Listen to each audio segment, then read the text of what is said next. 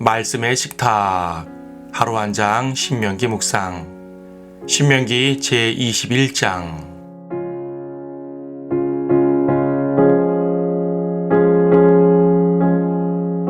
21장 23절을 보겠습니다.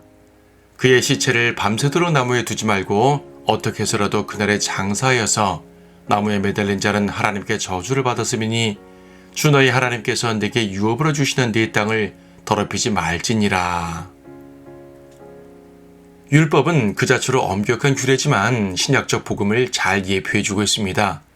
본문에는 다양한 규례들이 나오는데 그중 탕자에 관한 규례와 나무에 매달린 자의 규례가 그렇습니다. 이 둘은 문맥적으로는 연결되지 않는 별도의 규례지만 예표적으로 묘하게 연결이 됩니다.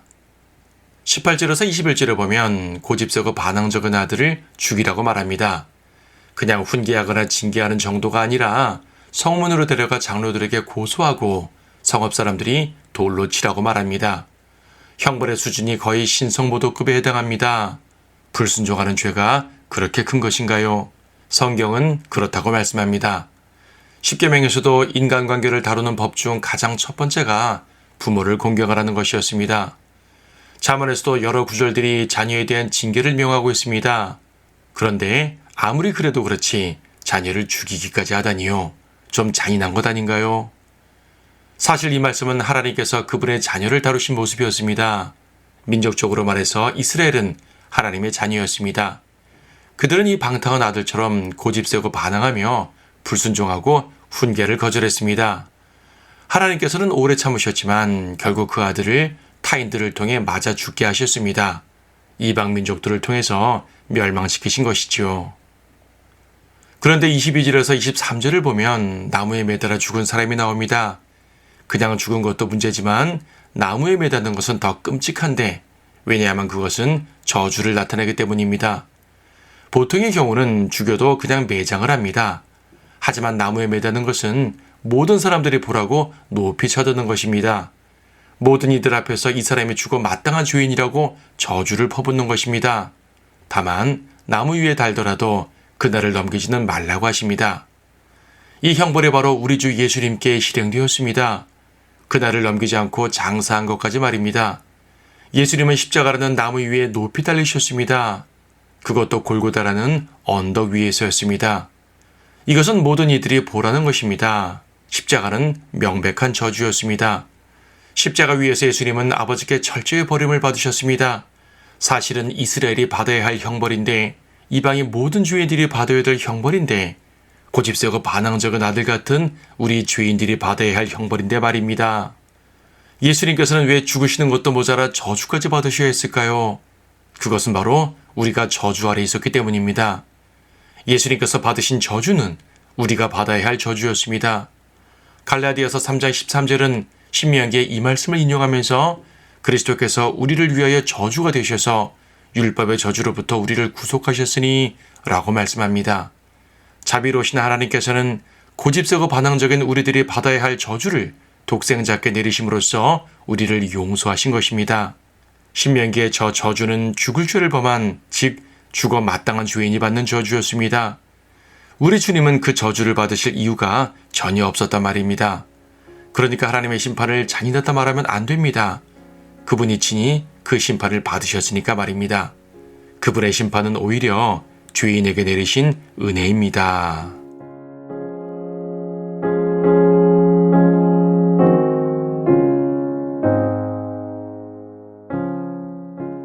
신명기 21장 주 너희 하나님께서 차지하라고 내게 주시는 땅에서 살해되어 들에 엎드러져 있는 시체가 발견되었는데 그를 죽인 자를 모르면 그때는 내 장로들과 내 재판관들이 나와서 그들은 살해된 자의 주위에 있는 성읍들을 측정할 것이요.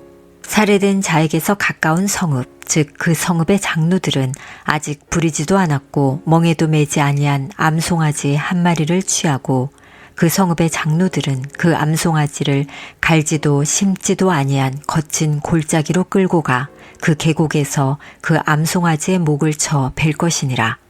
레위의 아들 제사장들도 가까이 올지니 이는 주 너희 하나님께서 그들로 그분을 섬기게 하고 또 주의 이름으로 복 주시려고 그들을 택하셨음이라. 그들의 말에 의하여 모든 논쟁과 다툼이 결말지어질 것이니라.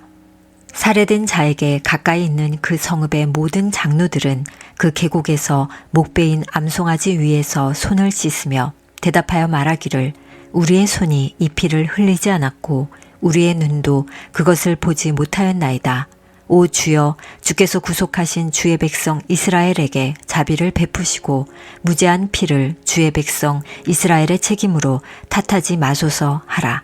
그러면 그 피가 그들에게 사해지리라. 그러므로 내가 주의 목전에 옳은 것을 행할 때 너는 너희 가운데로부터 무죄한 피의 죄를 제할지니라.